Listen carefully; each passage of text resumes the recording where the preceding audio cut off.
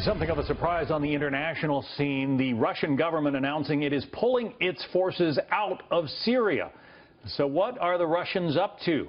We're joined by Michael Singh, Managing Director of the Washington Institute and former Senior Director for Middle Eastern Affairs at the National Security Council. Were you as surprised as many others by this Russian move? Well, I think that, in a sense, Putin is now doing what he said he would do. He said his forces wouldn't be in Syria very long, and it seems like they have accomplished what everyone sort of thought was their objective, which was to save the Assad regime from falling. Because when Russia came in, it seemed like the Assad regime was really in trouble. Now the regime has recaptured a lot of territory. It's going into these peace talks with a position of strength and leverage. And so now maybe Russia says, well, let's wash our hands of any sort of next phase of this conflict, whether that's beating ISIS or reconstructing Syria. So they went in essentially saying they were going to help establish peace and take on ISIS. What they really did is prop up Assad.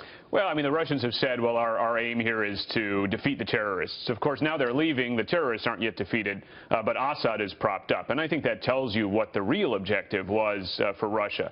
I think there's also something else here, which was before it went into Syria, Russia was internationally isolated because of its invasion of Crimea, its invasion of Ukraine.